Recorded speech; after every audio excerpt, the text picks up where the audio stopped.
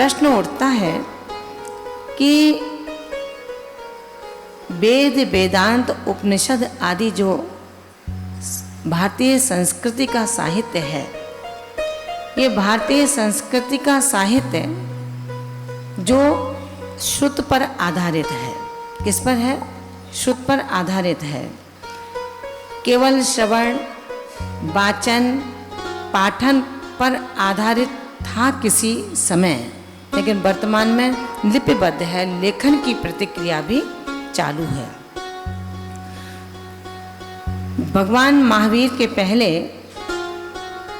ये श्रुत स्मृति से धारणा में पल्लवित किया जाता था। धारणा का तात्पर्य मतिक ज्ञान का भेद है, एक धारणा। ये आगे आगे आपके विषय में आज ही आएगा, मैं आपको बताने का प्रयास करूंगी। पुस्तक आपके पास में नहीं है, आपको पुस्तक भी ले लेना बाद में, अभी पुस्तक का काम नहीं है। तो निश्चित रूप से हम ये समझने की कोशिश करेंगे कि पहले के समय जब गुरु पढ़ाते थे तब शिष्य पढ़ते थे और ना परीक्षा होती थी, ना साक्षात्कार होता था। तो होता क्या था? केवल धारणा बन जाती थी। धारणा क्या कहते हैं? आज के समय में उसको हम मेमोरी कहते हैं, स्मरण कहते हैं, स्मृति कहते हैं। पहले के समय में जो मेमोरी थी वो इतनी शार्प थी, इतनी तीव्र थी कि वो विद्यार्थी को गुरु पढ़ाते थे और सहजता से उनके स्मरण में धारणा की अभिव्यक्ति बन जाती थी। धारणा का तात्पर्य है कालांतर में कभी भी विस्मृत न होना। ये धारणा कहलाता है, जो मतिक ज्ञान का एक भेद है। अब जहाँ संकलन की व्यवस्था बनी उसमें भगवान महावीर स्वामी के बाद में इंद्रभूत गौतम, जो 62 वर्ष के बाद में हुए थे, इंद्रभूत गौतम हुए।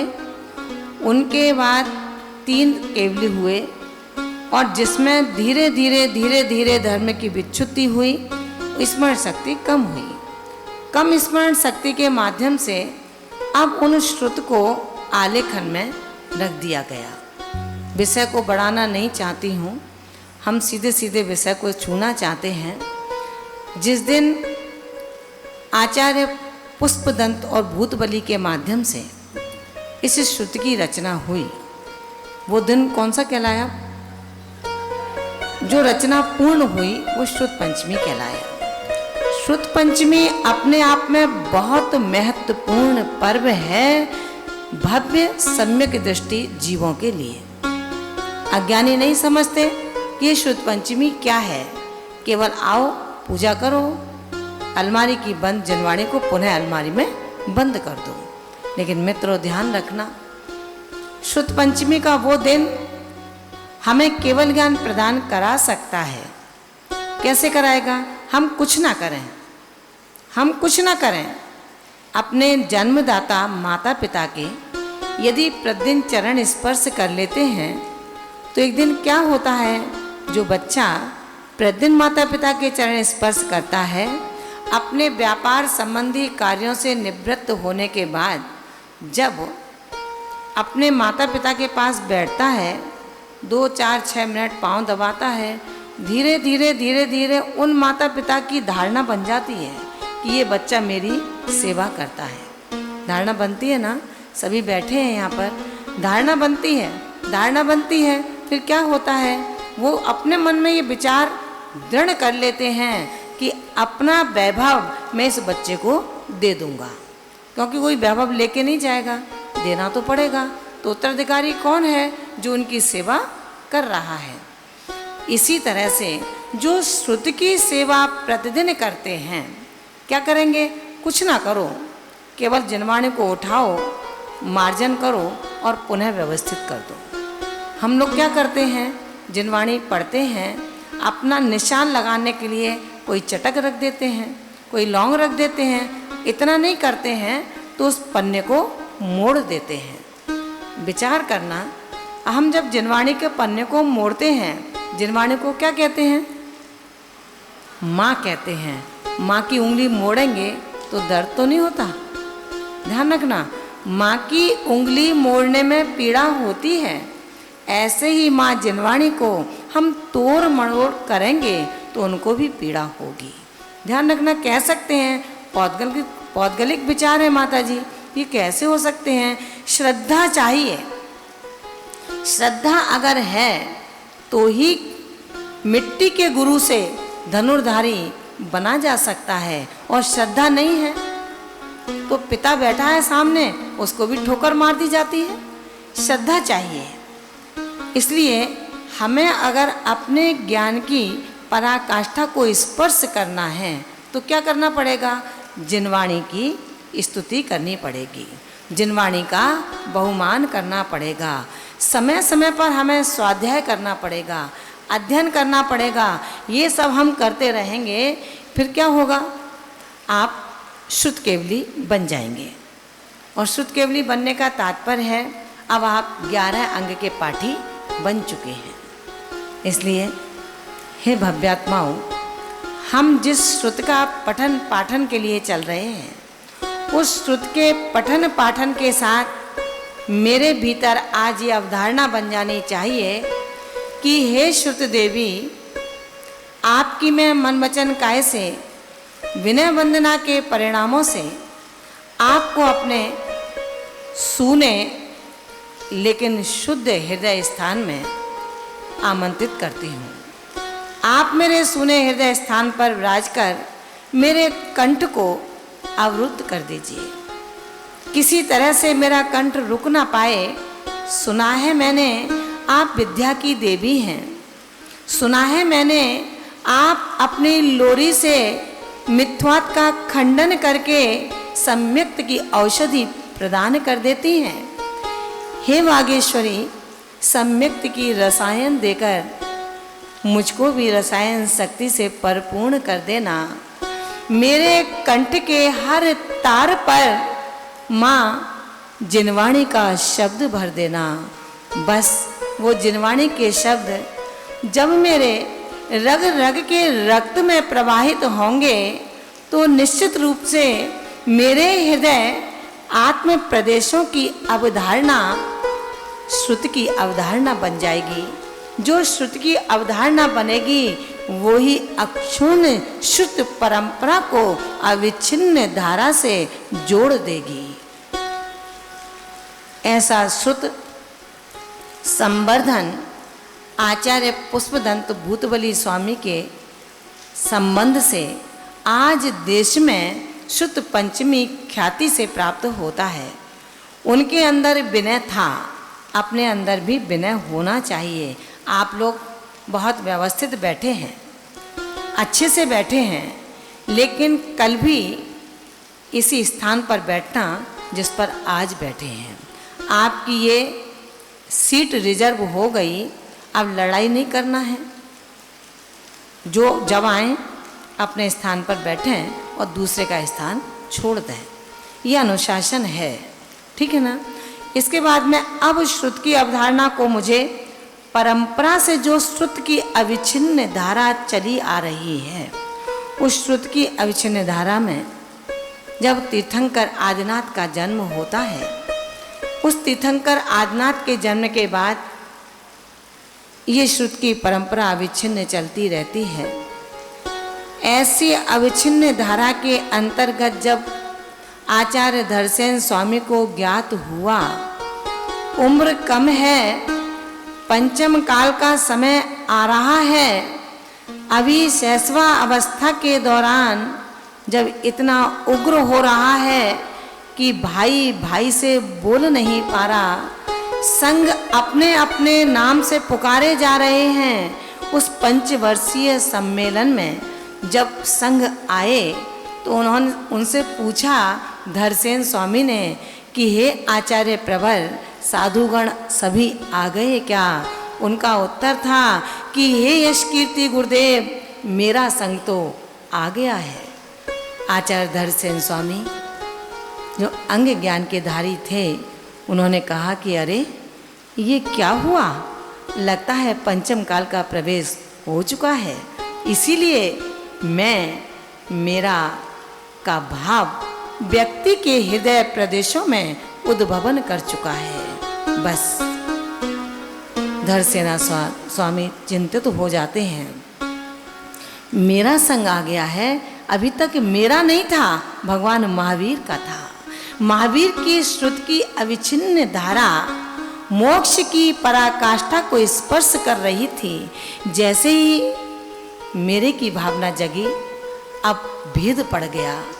ये अमुक आचार्य का संग है, ये अमुक आचार्य का संग है, ये अमुक आचार्य का संग है। मित्रों, अब अभी तक एक परिवार था, 8 भाई एक साथ रह कर के एक चूल्हे पर भोजन करते थे, आज चूल्हे बढ़ गए।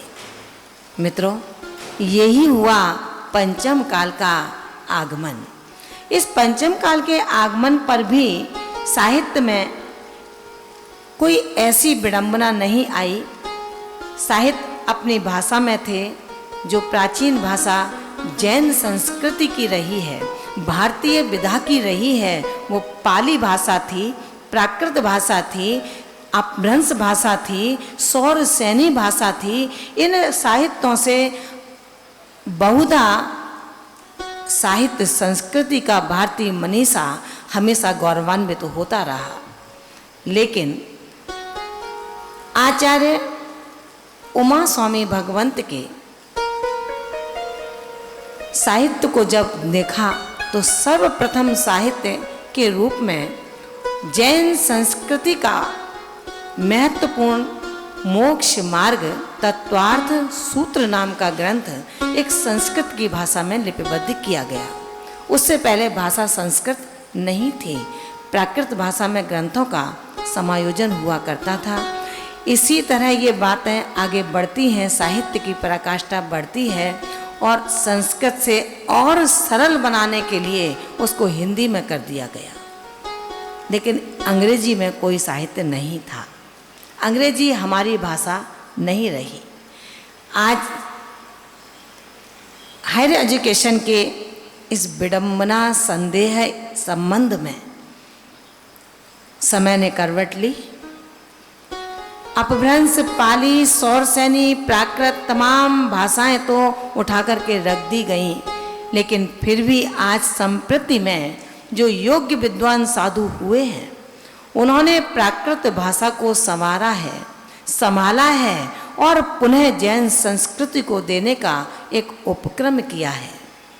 लेकिन अंग्रेजी का कोई साहित्य मोक्ष मार्ग का साहित्य सिद्ध नहीं हो पाया और ना होगा, क्योंकि जब जब तीर्थंकर की देशना हुई वो ओंकार ध्वनि में हुई और ओंकार ध्वनि का शब्द प्राकृत और संस्कृत से संबद्ध होता है।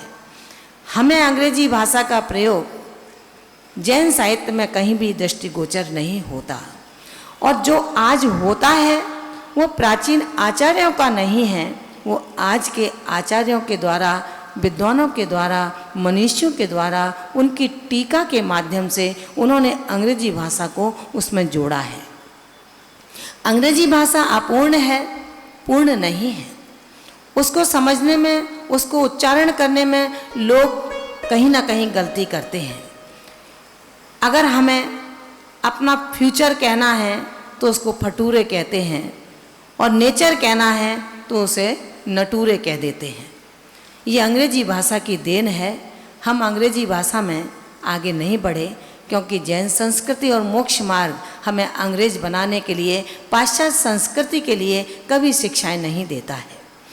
आज हम हिंदी साहित्य के माध्यम से और संस्कृत साहित्य के माध्यम से, प्राकृत साहित्य के माध्यम से तमाम ग्रंथों का अध्ययन करते हैं, जिसमें गौमट सार जैसे ग्रंथ हमें मिलते हैं। नियम सार, समय सार, प्रवचन सार, इन ग्रंथों को पढ़ते हैं। संस्कृत की भाषा को अगर पढ़ने की कहीं इच्छा होती है तो महान ग्रंथ आचार्य समंत भद्र स्वामी के माध्यम से प्रसूत हुए, जो रत्नकर्ण शापकाचार्य पूजपाद स्वामी से प्रसूत हुए हैं। उनमें इष्टोपदेश है, समाधि तंत्र है। समाधि तंत्र जैसा ग्रंथ भी अपने दृष्टि का विषय बनाइए। आप लोग जिनको समाधि की ओर बढ़ना है वो समाधि तंत्र ग्रंथ को जरूर पढ़ें। जो समय सार पढ़ने की इच्छा रखते हैं, पहले समाधि तंत्र को पढ़ें। समय सार ऊंची श्रेणी का ग्रंथ है जो हमें समय से अवगत कराता है। समय यानी कि आत्मा, समय यानी कि आत्मा। हमें आत्मा का बोध अगर करना चाहते हैं, आत्मा का बोध करना चाहते हैं तो पहले उसका बोध करें कि आत्मा क्या नहीं है। सत्य असत्य का बोध तो करना पड़ेगा ना। बच्चों को डॉक्टर बनाना है तो नीट क्वालिफाइड कराना पड़ेगा, उसके बाद MBBS के लिए 4 वर्ष के लिए उसे पढ़ना पड़ेगा ना। अब जब पढ़ेंगे तभी वो डॉक्टर की डिग्री मिलेगी। अपन पढ़े हैं क्या आत्मा क्या है? हाथ ऊंचे कीजिए आप लोग। आत्मा क्या है, पढ़े हैं क्या? कोई भी पढ़े हैं? भैया नरेश भैया, आत्मा क्या है, पढ़ा है क्या? हाँ बोलिए, क्या है आत्मा?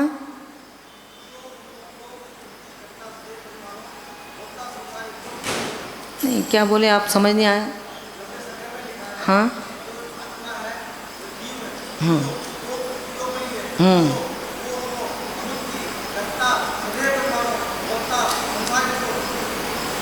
सिद्धे सिरसा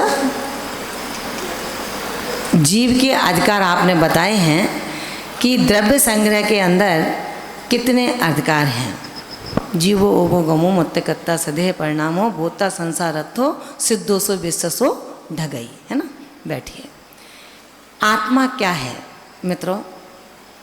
रचना की आत्मा बताइए आपने। भैया नाम क्या है आपका? हैं भैया माइक की व्यवस्था करो, कॉर्डलेस की। हाँ, इन्होंने जो भी बताया है आत्मा का, जीव का जो लक्षण है वो बता दिया। और जो द्रव्य संग्रह में सिद्धांत चक्रवर्ती नेमिचंद्र स्वामी ने लिपिबद्ध किया है, अधिकार कितने हैं, जीव अधिकार है, उपयोग अधिकार है ना, ये बताया। अब इसमें मेरा प्रश्न था आत्मा क्या है। आपने जो बताया है ये शब्दों की आत्मा बताई है, और मेरे धारणा से, मैं अपने ज्ञान की बात नहीं कर रही हूँ, धारणा की बात करती हूँ। मेरी धारणा से आप तमाम जितने शरणार्थी यहाँ बैठे हैं शब्दों की बात करेंगे, शब्दों की बात करेंगे। आचरण की कोई बात करने वाले यहाँ पर मुझे दृष्टिगोचर नहीं हो रहे हैं। मित्रों, जब तक द्रव्य को हम भावों में नहीं उतारेंगे, यस्मात् क्रिया प्रतिफलंति न भाव शून्या, कल्याण मंदिर पढ़ते हैं, उसमें लिखा है कि जो क्रिया भावों से शून्य है वो करणीय नहीं है, उपादेय नहीं है। समझ में आया ना। अपन ने भाव शब्दों से बताया आत्मा ये है। आप लोग समझते हैं कि आत्मा क्या है? फिर प्रश्न है मेरा, आत्मा क्या है, पता है क्या? आत्मा किसी ने देखी है क्या? वीतराग ने कैसे देखी उस आत्मा को? उनका विषय कैसे बना? जो निराकार है, अरूपी है, हैं? अरे अनीता जी, आप अरूपी बोल रही हैं, मैंने फिर उन्होंने बोला था, लेकिन मात्र आत्मा अरूपी है क्या? हैं? विचार करना। आत्मा निराकार है, अरूपी है, सब कुछ सही है, लेकिन आज क्या मैं अपनी आत्मा को अपने ज्ञान का विषय बना पाया? ये शब्दों का विषय है, ग्रंथों से पढ़ा है, निर्ग्रंथों से जाना है। जिसने आत्मा को समझ लिया, जिसने निर्ग्रंथों को समझ लिया, ध्यान रखना हे मनीषी आत्मा, अपनी ग्रंथियों को तुम उसी दिन खोल दोगे। आज तक ग्रंथि वैसी की वैसी हैं जो 6 वर्ष पहले थीं, जो अनादि काल से चली आ रही हैं। हम क्यों पंचम काल में जन्मे हैं? अनादि काल से भ्रमण कर रहे हैं। क्या विदेश क्षेत्र में नहीं जा सकते थे? ये पंचम काल ही हमें मिला, और उसमें भी हुंडा सर्पणी काल। विचित्र अनहोनी घटनाएं यहाँ होंगी जो नहीं होनी चाहिए। ये क्यों हुआ? क्योंकि मैंने आत्मा का मैं रसिक न बन सका। मैं देह को जाना है, इस देह को ही मैंने आत्मा समझा है, इस देह को ही मैं अपना सब कुछ मानता हूँ। अगर आपका मित्र मृत्यु को प्राप्त होता है, उसको जला करके आ जाते हो, सब कुछ क्रियाकांड हो जाता है, वो मित्र 15 दिन बाद आपके सामने खड़ा दिख जाए तो आप क्या मित्र कहोगे उसे? कहोगे क्या? क्या कहोगे? भूत, भूत आ गया, भागो। अरे भाई, तुम्हारा मित्र है, तुम्हारा मित्र है। कैसा है? आत्मीय मित्र है, उसके बिना मैं रह नहीं सकता था। वो मित्र मर गया और आज आपके सामने खड़ा है। भाग रहे हो, वो तुम्हें भुगता रहे। कहाँ भाग रहे हो? मित्र, मैं तुम्हारा मित्र हूँ, कहाँ भागते हो?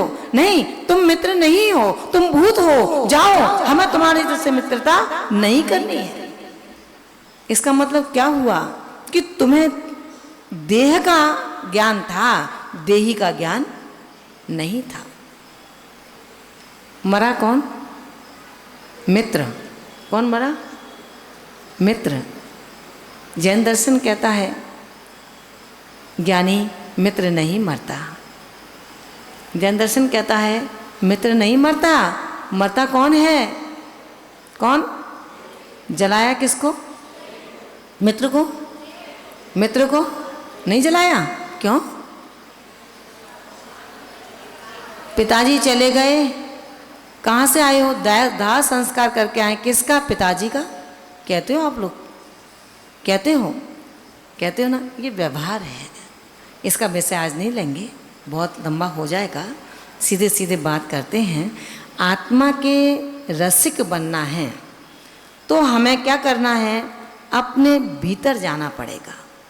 भीतर जाएंगे, जो भीतर गया वो भीतर गया, जो भीतर गया वो भीतर गया। तुम भीतर जाओ, तुम भीतर जाओ, ठीक है ना? हम भी भीतर की ओर चलते हैं। हमें अपने इस कर्म कांड दुनिया में, जो हमने आज अपनी दुनिया को जी रहे हैं, सुख दुख मिश्रित दुनिया चल रही है, क्योंकि सुखमा दुखमा काल चल रहा है। आगे काल कौन सा आएगा? दुखमा काल चल रहा है और दुखमा काल आना है, ठीक है ना? दुखमा काल के लिए शायद कोई तैयार नहीं होगा, क्योंकि दुखमय नहीं झेला जा रहा है। समझ में आया ना? अब करना क्या है? जो इस दुखमा काल से मुझे निकाल पाए उनके पास चलना है। कौन निकालेंगे? कौन निकालेंगे भैया? भगवान आदिनाथ चमत्कार जी वाले निकाल देंगे क्या? हाथ ऊंचे करिए। निकाल देंगे क्या? नहीं निकालेंगे। फिर क्यों उनकी पूजा करते हो रोज? कितना समय बर्बाद करते हो जाकर के? रोज भगवान की पूजा करते हो, रोज घंटे 2 घंटे माइक पर चिल्लाते रहते हैं। अपन क्यों इतना करते हैं? क्यों जिनालय बना रहे हैं? अगर वो हमें भव सागर से पार न कर पाए तो विचार करना। उपाध्यक्ष महोदय कुछ कहना चाहते हैं। विचार करना कुछ भी गलत नहीं है। अगर ये नहीं होंगे तो कैसे होते हैं अरहंत, हम ये नहीं जान पाएंगे। दादा आज नहीं हैं, बच्चे को बताना पड़ेगा, बेटा दादा तुम्हारे थे। कौन थे दादा? कैसे थे? उनका फोटो दिखाना पड़ता है। बेटा ये तुम्हारे दादा हैं, जैसे मैं तुमको संभाल कर रखता हूँ ऐसे ही ये मुझको संभाल कर रखते थे। तो ये दादा का चित्र है, ये प्रतिमा है। उनको देख कर के कैसा है सत्स्वरूप, उसका ज्ञान होता है। अब सत्स्वरूप की ओर भी बढ़ना है तो ये तो प्रतिमा है। सच्ची जीवंत प्रतिमा कौन है? गुरु। गुरु के पास जाना है। अब प्रश्न उठता है कि गुरु कौन होते हैं, आगारी या अनगारी? प्रश्न है गुरु कौन है, आगारी या अनगारी? गुरु कौन है? अनगारी। गुरु कौन है? गुरु कौन है? सबके गुरु अनगारी हैं क्या? आगारी कोई नहीं है? अब देखो हम कितनी गलती पर हैं। सोचना, आप भीड़ के साथ चल रहे हो, आप न्याय के साथ नहीं चल रहे हो। हमारा मानना नहीं है, हमारी जैन संस्कृति हमें सिखाती है, पहला गुरु अगर हमारी जिंदगी का कोई है तो जिसने से देह जन्म को दिया है वो हमारा गुरु है या नहीं है? बजाइए तालियां। आपका कौन सा गुरु है? पहला माँ, जिसने हमें देह जन्म दिया। उसके प्रति उपकार अगर हम भूल जाएंगे तो हम कृतज्ञ नहीं कहलाएंगे, कृतज्ञ नहीं कहलाएंगे, ध्यान रखना। अब इस देह जन्म हुआ तब हमें जीवन निर्माण की कला दी। देह जन्म हुआ तब जीवन निर्माण की कला दी। किसने दी? किसने दी? माँ ने। जीवन निर्माण की कला नहीं दी। आप दे रही हो क्या जीवन निर्माण की कला? खुद रोती हो 9 आंसुओं से रोज, और अपनी पुत्री को भी रोने के लिए ढकेल देती हो कि जा बेटा ये तेरे पति हैं, इनके साथ रहना। माँ ने जीवन निर्माण की कला नहीं दी। जीवन निर्माण की कला किसने दी है? गुरु ने दी है।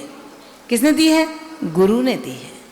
इसीलिए एक छोटे से बच्चे को, हम 2.5 साल के बच्चे को स्कूल भेज देते हैं पढ़ने के लिए। आप शिक्षित नहीं कर पाई, उनके साथ में शिक्षित होगा, क्योंकि आपने शिक्षा दे दी। आपने शिक्षा दे दी। भ्रूण काल में 9 महीने में माँ अपने बच्चे को शिक्षित कर देती है, चाहे वो डाकू बनाए और चाहे उसे संत बना दे, चाहे एक बहुत बड़ा व्यापारी बना दे और चाहे उसे बिल्कुल लुटेरा बना दे। ये उसके हाथ में है। अब जो शेष बचा वो गुरु के हाथ में होता है। गुरु उसके जीवन को गढ़ते हैं। अब गुरु कौन होते हैं? गुरु कौन है? पीछी कमंडल ले लिया, मैं गुरु बन गई क्या आपकी? बनूं क्या? नहीं बने, लेकिन फिर भी पीछी कमंडल को हमें सम्मान देना है। आचार्य समंत भद्र स्वामी को पढ़ना है। उन्होंने लिखा, विषया सा बसाती तो निरारंभ परिग्रह, ज्ञान ध्यान तपो रखता, तपस्वी सा प्रशस्यते। जो विषयों की आशा से रहित हैं, विषयों की आशा से रहित हैं, ज्ञान ध्यान तप से अनुरक्त हैं, ज्ञान अध्ययन में लीन हैं, विषयों की आशा में किंचित भी अगर लगे हुए हैं तो वो कभी भी हमारे गुरु योग्य नहीं बन सकते हैं। आप उनकी वैयावृत्ति कीजिए, आप उनकी सब कुछ करेंगे, लेकिन वो क्या करेंगे ये आपको नहीं पता लगेगा। निर्ग्रंथ गुरु ही हमारे शरण दाता हैं। निर्ग्रंथ गुरुओं से ही हमें मोक्ष की मंजिल मिलनी है। उन गुरुओं की चरण की शरण को मुझे प्राप्त होना है। जो गुरु भीतर और बाहर एक हैं, जो गुरु भीतर और बाहर एक हैं, अंतर विषय वासनाओं से जो रहित हैं, वो मेरे परम आराध्य देव हैं। उन देवों की शरण में मुझे चलना है, जो स्वयं तरेंगे और अपने शरण में आने वाले संसारी को भी संसार से उच्छेद करा देंगे। ऐसे गुरुओं की शरण में हमें चलना है। कैसे हैं वो गुरु? उग्र तपस्वी हैं। कैसे हैं? उग्र तपस्वी हैं। ऐसे गुरुओं के चरणों में हमें चलना है। वो अनगार कहलाया करते हैं। अनगार माने ग्रह के त्यागी, आगारी नहीं हैं। ऐसे अनगार गुरुओं के चरणों में हमें समर्पित होना है, जिन्होंने अपनी उत्कृष्ट साधना के माध्यम से शक्तियों को प्राप्त किया है। पंचम काल में शक्ति मिलेगी क्या भैया? योगी भैया, पंचम काल में शक्ति मिलेगी क्या? क्रोध की शक्ति तो मिल सकती है, मान की शक्ति, कसायों की शक्ति मिलेगी, लेकिन कसायों की शक्ति नहीं है। ध्यान रखना, कसायों की शक्ति नहीं है। इसमें तो हम बहुत निष्णात हैं, अच्छे हैं, योग्य हैं। 1 की 40 सुनाने की शक्ति हम रखते हैं। अगर किसी ने तुम्हारे चांटा मारा है, तुम तो जबड़ा ही बाहर निकाल दोगे, इतनी शक्ति है। लेकिन मित्रों, ये शक्ति तुम्हारी सच्ची अभिव्यक्ति को दबाती है। ऐसी शक्ति अपने अंदर नहीं लानी है जिससे मैं भी बाधित हो जाऊं और दूसरा भी बाधित हो जाए। प्रेम से, मनुहार से, शिष्ट सीमित वचनों से मैं दूसरे के मन को सहजता से जीत सकता हूँ। जवाबदारी आपकी सौम्यता का प्रदर्शन नहीं करती है। बात बात पर जवाब आपकी हितमित भाषा को परिष्कृत नहीं करती, वो विकृत करती है।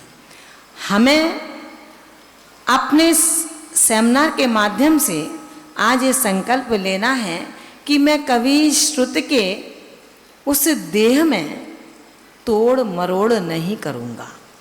सभी अपने मन में संकल्प ले लेना, उस श्रुति के देह में तोड़ मरोड़ नहीं करूँगा, श्रुति को छिपा करके नहीं रखूँगा। इस ग्रंथ का मैं अध्ययन कर लूँगा तभी दूसरा कोई अध्ययन करे, इसलिए उसे छिपा करके रख जाएं। ऐसा मत करना, उसे खोल करके रखना। जो भी पढ़ना चाहे पढ़ ले, अपना जाता क्या है। तीसरी बात, जिस स्थान पर श्रुति विराजमान है, आपका कर्तव्य क्या है। आप उच्च गोत्री हैं, नीच गोत्र का काम करते हैं। सफाई करने का दर्जा आपके पास नहीं है। आप सफाई कहाँ की करेंगी।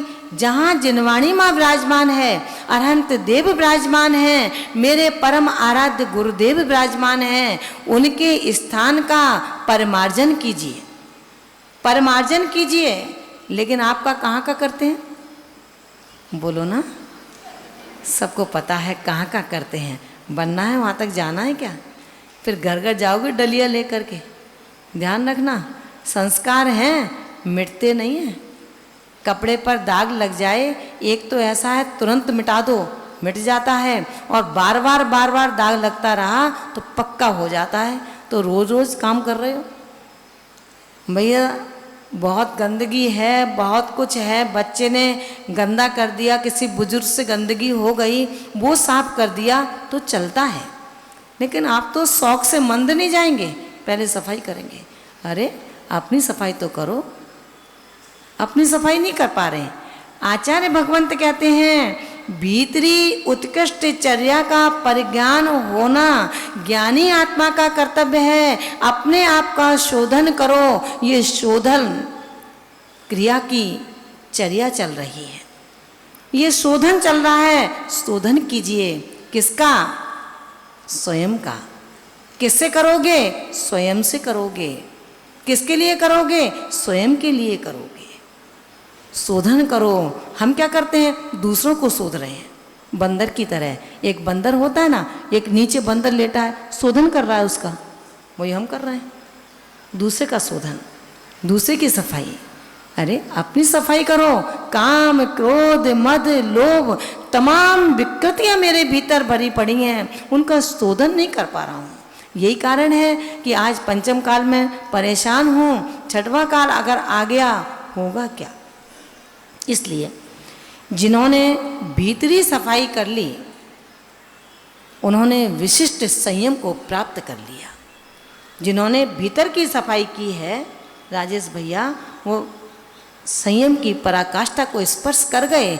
जो संयम की पराकाष्ठा स्पर्श की तो उन्होंने शक्ति को प्राप्त करने के लिए नहीं की। समझना, एक डॉक्टर बनता है डिग्री लेने के लिए, एक डॉक्टर बनता है कि उसके पिता का सही उपचार न हो सका तो उसने उस दिन संकल्प कर लिया कि मैं डॉक्टर बनूंगा और जितने पिता जैसे मेरे पास आएंगे मैं उनको राहत की सांस दूंगा। इसलिए पढ़ाई करता है। तो डिग्री की पढ़ाई कोई मायने नहीं रखती है। आपको ऊंचा बनना है, सिंहासन पर बैठना है, इसलिए महाव्रत लेना है। तो महाव्रतों का कोई मोल नहीं है।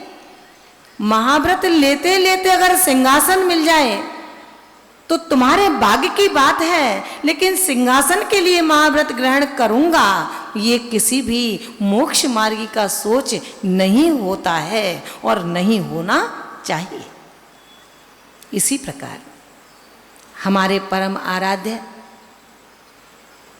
वो तपोधन अपनी ऊर्जा साधना के माध्यम से उस शक्ति को प्राप्त करते हैं जिसका नाम है रिद्धि। पंचम काल में ये रिद्धियां प्राप्त किसी को भी नहीं हो सकती हैं।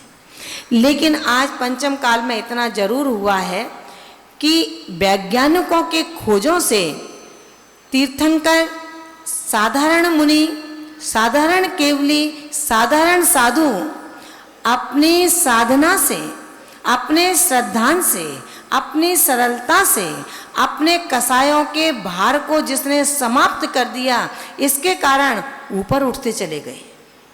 ऊपर उठ के गए ना, 5000 धनुष चले गए, समोषणी रचना हो गई। लेकिन आज आप ऊपर आप भी उठ सकते हो। ऐसे संसाधन हो गए कि तुम्हें ऊपर उठता हुआ दिखा दिया जाएगा। लेकिन वो ऊपर उठना शायद सार्थक नहीं होगा, फिर नीचे गिर जाओगे। हे तपोधन आराध्य परम देव, आपने अपनी उत्कृष्ट साधना की पराकाष्ठा से आकाश को भी भेद डाला है और आकाश के भीतर जाकर के उस समोषण की रचना में आपने वो दिव्य ध्वनि का प्रसारण किया जिस प्रसारण को कोई और नहीं, आपसे ही प्रसूत शिष्य के द्वारा उसको जिनवाणी का आकार दे दिया गया।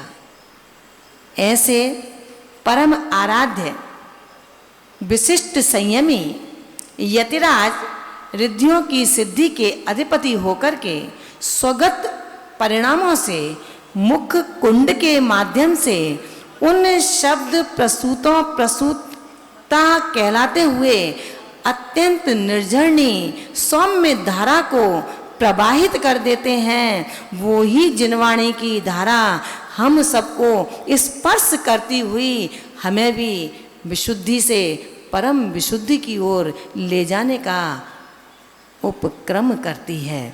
महान भावों, उसी उपलब्धि में हम सभी आज बैठे हैं और मुझे बहुत सुखद एहसास हो रहा है यहाँ बैठ कर के आप सबके बीच में, जिसकी उम्मीद नहीं थी वो उम्मीद मुझे जिंदा दिख रही है। बड़ा विचाराधीन था समय कि क्या करना चाहिए, लेकिन आज समझ में आया है एक लोकोक्ति पड़ी होगी, उससे अपने सलाह मत करो जो असफल है। उससे सलाह मत करो जो असफल है, बात उससे पूछो जो ठोकरें खाकर अपने सफलता की मंजिल तक पहुंचा है। वो तुमसे कहेगा कि अरे क्यों नहीं बन सकते हो आईएएस ऑफिसर, आप बनो, बन सकते हो, पढ़ो, विश्वास रखो, असफल होते हो फिर भी तुम्हारे लिए एक चैलेंज है, फिर भी तुम्हारे लिए एक चैलेंज है। असफलता एक चुनौती है, मत घबराओ तुम, क्या रह गई कमी उसे दोहराओ तुम।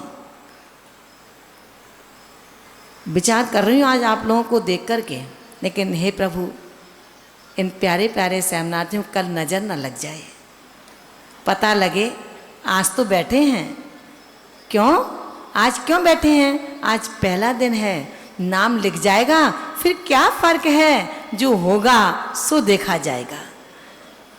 ध्यान रखना, ध्यान रखना। जिन गणधर देवों की बात हम करने चल रहे हैं वो गणधर देव कौन थे, कैसे थे, कितने थे, इस गणधर देव के लिए कब बनते हैं, कैसे बनते हैं, कौन बनते हैं, इस स्तवन स्तुति से हमें क्या लाभ होगा।